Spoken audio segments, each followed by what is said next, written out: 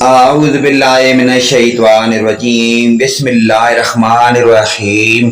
اسلامی معلوماتی ویڈیو شروع کرنے سے پہلے تمام دنیا کے مومن مسلمان بھائی، مائیں، بہنیں، بیٹیاں اور تمام امت مسلمہ کو ہمارا سلام۔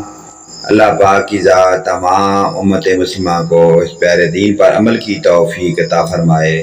چلیے اسلامی معلوماتی ویڈیو کا آغاز کرتے ہیں۔ سوال: جس کنویں میں پانی ٹوٹتا ہی نہیں وہ کس طرح پاک ہوگا؟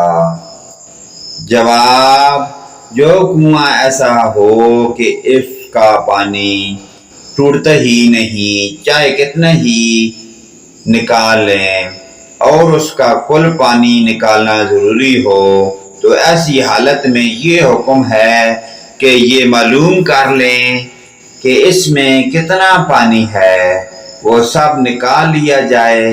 نکالتے وقت جتنا زیادہ ہوتا گیا اس کا کچھ لحاظ نہیں۔ سوال: استنجا کس سے کہتے ہیں؟ جواب: پاخانہ پیشاب کرنے کے بعد بدن پر جو ناپاکی لگی رہتی ہے اسے پانی یا ڈھیلے وغیرہ سے پاک کرنے کو استنجا کہتے ہیں۔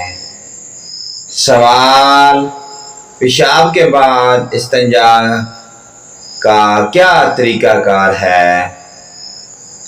جواب: پیشاب کرنے کے بعد مٹی کے پاک ڈھیلے سے پیشاب کو خشک کر لیں اور پھر پانی سے دھو ڈالیں۔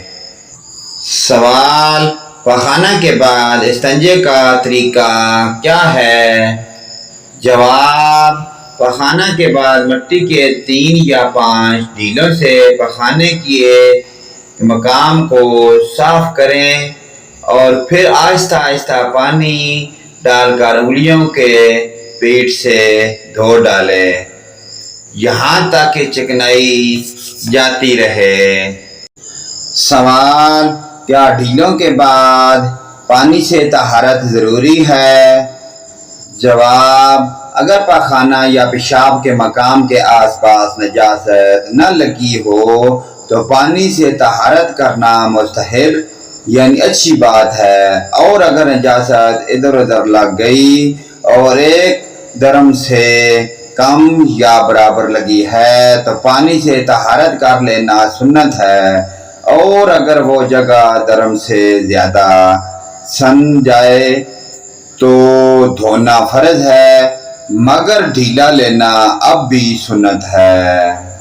پیارے دوستو، ان پیاری دینی معلومات کو آگے اپنے والدین، رشتہ داروں، عزیزوں و اقارب کے ساتھ شیئر کریں۔ اللہ پاک کی ذات ہمیں ان پیاری دینی معلومات پر عمل کی توفیق عطا فرمائے۔ ویڈیو اچھی لگے لائک، کمنٹ اور شیئر کریں۔ آمین یا رب العالمین۔